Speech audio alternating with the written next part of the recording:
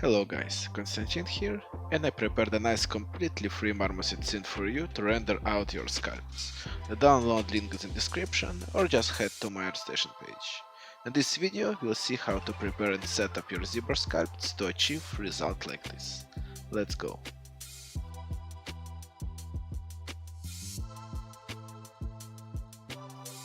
Alright guys, so first thing first, we need to prepare our sculpt. For this we have three options. So to kind of understand why we even need this, our sculpt now is this amount of polygons. It's 136 millions of polygons. It's way too much for the graphic card to handle in Marmoset. And depends on your graphic card and maybe CPU as well, probably. We will define how many polygons your Marmoset can basically handle. So yeah, we need to lower this amount drastically in order to render it in real time. For this we have three options how we can lower the amount of polygons while maintaining the quality and the details. First option, and probably the most common one, it's the decimation process. I also color coded it just for us. If you can see, the blue one is the meshes that will be decimated. How we decide what meshes will be decimated, we'll talk in a sec. Let's go over two more options. The second option adds UV. Basically, we can make UVs for the mesh and then export normal map. It's a more classic way for any engine. And the third option, it's subd. It's basically all these meshes, they can just travel to Marmoset as is. So if you can see, this one, for example, I will solo it, has only 3k polygons, which is super low. And just by subdividing it, basically pressing ID, it will look clean. So it don't have any details and such. And all these meshes are like this. Some of them don't need even subdivision, so this mesh can work as is. So I divided my three type of meshes. Subd is self-explanatory. If the mesh looks good enough and has not much of a polygons, for example a sphere, right, don't need too much polygons to be smooth, it can work as is. We don't need to do any manipulation, we will just export it and import to Marmoset. Second, UV is the meshes that need to preserve the details as much as possible. Normal map will preserve all the details, and I will use it only on the face because I do want to preserve this pore level detail. They are subtle because it's a stylized mesh, but still I do want to preserve them in order to have this small break in a spec, even on my sculpt. But this is just this mesh. All other meshes, which are all of those, I do want to preserve the details, but I don't care, I don't have small details like pore levels. And that's how I'm decided what to do. You can go with full decimation on everything, or you can do the full UV, spend some more time. It's eventually depends on your preferences, on the speed, and on the quality you're after. Speed is crucial here. We don't want to spend days of UVing just to render it in Marmoset as a sculpt. Okay, so how we decimating basically? Decimation master lives inside Z plugin. Decimation master. That's the plugin of ZBrush that will decimate our mesh. So we have an option of pre-process current, which pre-process only one subtool. For example, this one is a subtool. We can pre-process it, or we can pre-process all. By clicking pre-processing all, it will pre-process, and let's talk about what preprocesses. Preprocesses is basically we let ZBrush calculate the surface to understand when we have our details and when not. So when he can kill amount of polygons and when he need to preserve it. For example, this is a flat surface, right? So really like 2 polygons maybe can do the job here, right? Something like this. And you don't need more. But on these breaks, we do need like smaller ones. Like here, maybe here. We will tell ZBrush to calculate and understand all these features, so he can give us less polygons with amount of preserved details. By clicking Preprocess All, it will preprocess all the visible subtools. So now we are ready to preprocess everything. I will click that plugin, Preprocess All. It will take time, so it depends on how much polygons, meshes, subtools you have. It can take 5 minutes, it can take 45 minutes. So just press it and go make a coffee. We calculated everything now, and we are ready to decimate.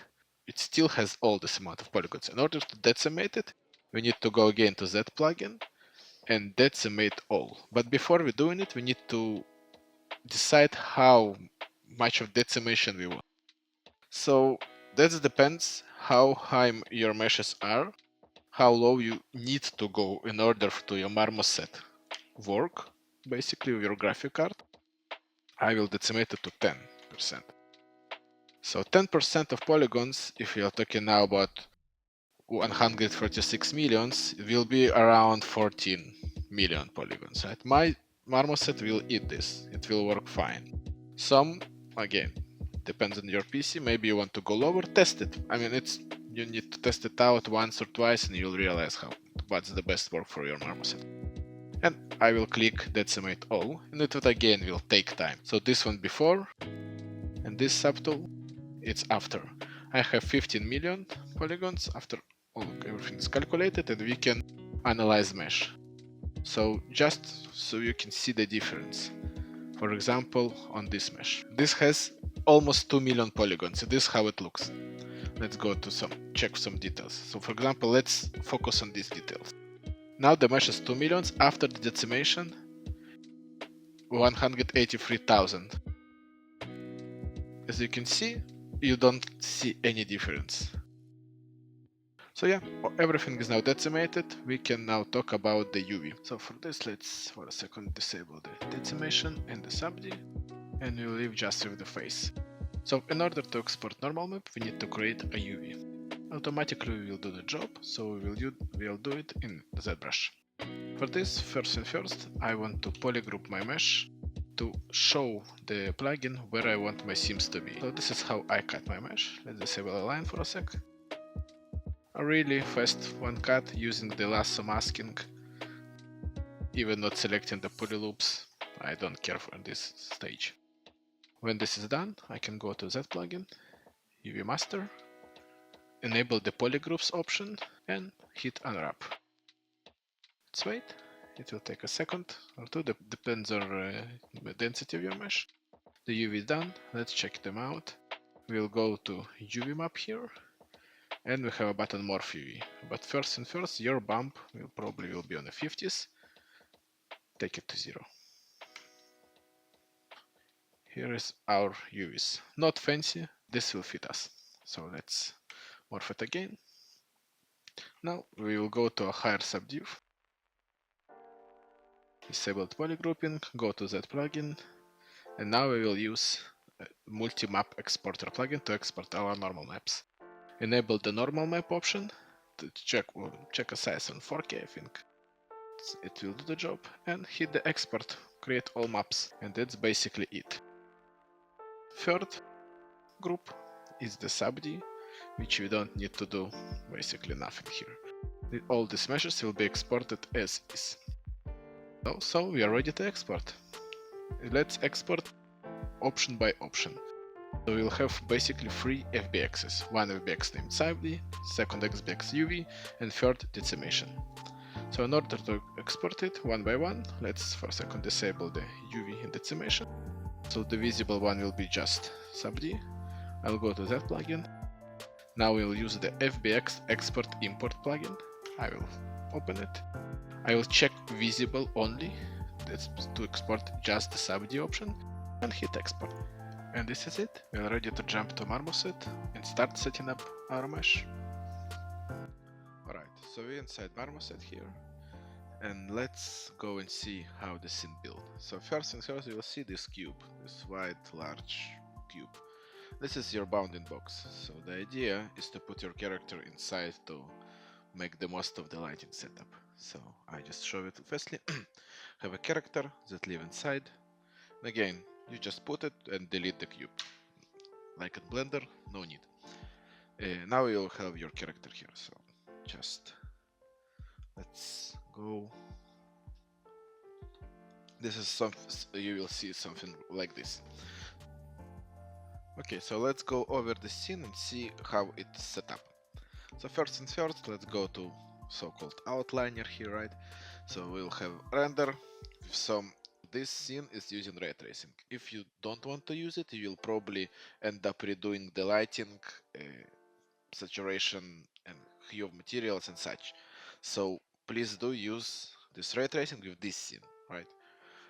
Okay, so that's basically the only thing tackled in the render, and obviously the size of the image you want and when to export it. So yeah, just change this project wall girl to something of yours and you can render. That's it. Then you have basically a main camera, which is the camera that you're going to set up all your shaders and such. Because it is basically a free camera. You can move it without kind of starting and such, right? So you don't care, you don't render through this camera. Second, you have a skylight, which again, it's the intensity here set to 2 and it's rotated to work with this scene. Feel free to change it whatever you like. I tend to use this scene as a nice base, as a good base.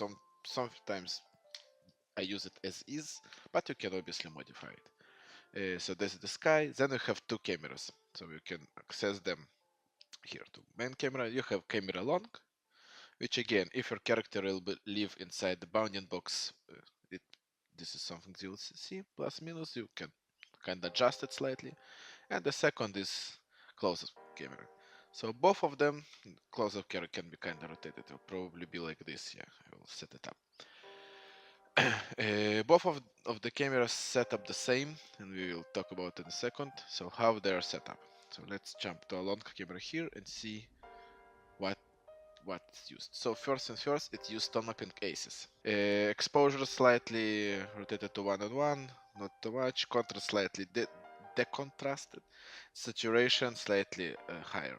And again, all this is my default setup for this scene. It's working with these materials that we'll talk in a second and lighting. So when you will start to break this scene, just be aware that you will need to adjust everything to kinda work together. But yeah. This is a nice start. If you want to work with this camera, what I like to do, I'm just copying it, right, to not destroy, so just duplicate. Yeah. Let's duplicate the scene, camera long, one, switch to here. And now we can destroy this camera and work like on exposures. Maybe we'll crank it to 1. Maybe we will add a lot more contrast and less saturation. So yeah, you can do whatever you want here.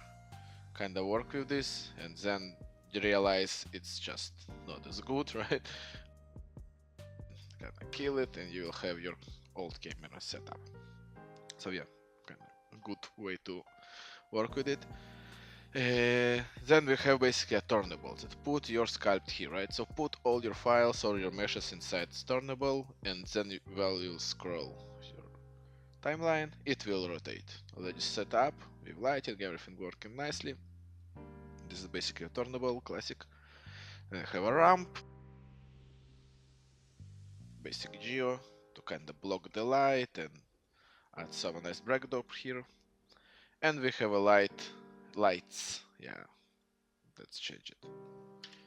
We have a lights group. So this pretty self-explanatory. To kind of understand what they're doing, you have names, face light, rim light, etc. Future modification, the best way to just kill the skylight for now and kill all of the lights here. Then we can jump to camera long and start enabling one by one. So face light, you can see just small lighting with face. This is pure, like only if your face is here, and it's basically like a small fill light, right? So yeah, let's even start not from this but the key light. But so small fill light. Really, if your face isn't here, just disable this light. Okay, this is by far not the main lighting here. Let's jump to the main lighting. Main lighting is a key light. So this is it. So this is the key light. Again, you can obviously work on it, and you can, you can duplicate it, and probably you need to duplicate this folder, disable the old one, and now you can manipulate the lights, right? So kind of learn it in a bit deeper way without destroying it. So okay, so this is a key light. Next one is a backlight. So backlight lighting the background. It the only light that has color here. So again, obviously you can take it to whatever you want. Do whatever you want with it. This is the light that will colorize the background. But be aware that the background also has a color, so it's kind of multiplying, right? So my idea was to create a more richer color. So basically this is pink light mixed with violet background and creates this nice gradient here, right? So that again, you can duplicate it, change it for you, right? We have a nice rim light. Let's kind of disable everything to see what it's doing. That's the rim light. Face light we talked about, purely just for this character, probably you won't need it. And the right top fill. So it's slight fill, as I thought this was a bit too harsh, so I needed this kind of feel, and you won't even see it. It's so subtle that you won't even see it if you're using it with everything applied. You just, but by itself you can see it's kind of slightly given. It's like a fake GI, right? It's adding some GI-ness to this one. Okay, so this is actually the lighting, and the sky. It's again to lead everything into kind of I think I did something. Right, so that's basically, this is your scene setup, pretty self-explanatory. And the last one, it's materials. Now you won't have all these materials I kind of tested them to this character, and we will see in a second how it looks. You'll have three materials: the base material blue, red, and yellow. This is what you're going to have when you open the scene. So now let's see how I set up my character here, kinda some inside jobs, right? Okay, so let's see how I set up my character. So this is the idea. This is the very saturated character and scene, and that's the idea how I like to render characters with this setup. Okay, let's take a camera that calibrated to this setup, so it's basically a close-up, but I will duplicate it just so you can travel with it, right? And not destroying, so I switch, go to close-up. Alright. So the idea here is I'm using basically three colors like blue, yellow, and red as the main ones. I throw a tileable texture of this inside substance and use just a normal map. So if we can just jump to this one, it's basically a duplicated blue material with just a normal map, right? So you see I'm disabling it. So I kind of took it to substance and just tile the material. You can do it here with normals, detail normals, effectively the same, but I just wanted to see and adjust some stuff. Again, but even without it, it looks pretty cool, right? So that's the only thing idea. So that's this yellow. It's just yellow material. Red hair, it's just red hair. So again, this is the material, and you can then adjust it whatever we want. The head uses the same, so it's basically just I just copied one of the materials and shifted the colors and used just a normal map. From the substance, the same here, it's just a duplicated material with greenish one. This one isn't. This one I used it as just kind of textured one.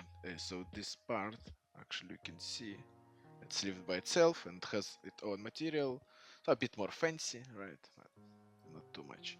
So basically how I work with this, I had these three materials, or even one at the beginning. I'm just duplicating because I do want them to feel the same in terms of intensity, of reflectivity and roughness as a base. Then I can adjust, so create these let's call it fancy materials, right? It's just glossier.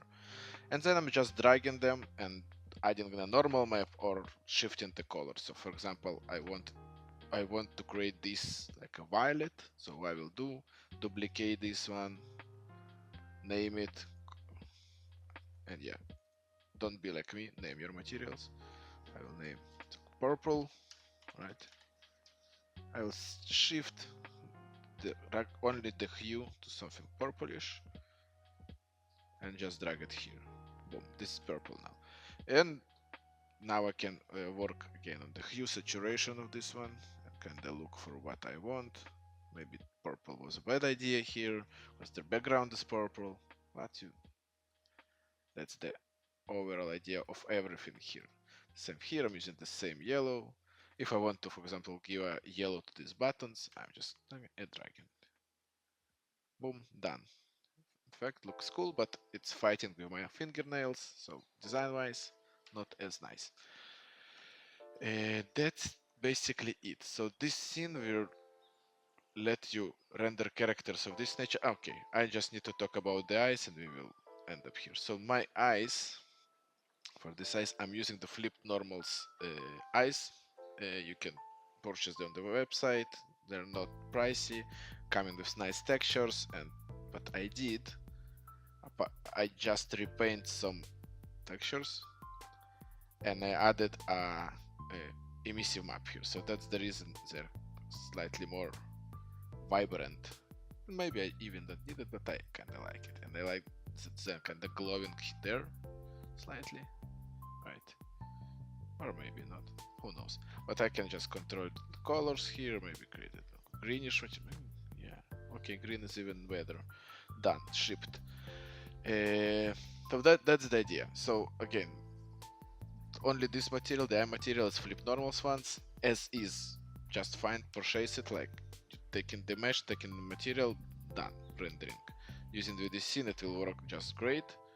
And that's about it. Okay, so this is the end. I hope you enjoyed this tutorial, and if you want to see more, subscribe, press like, or comment. See you guys!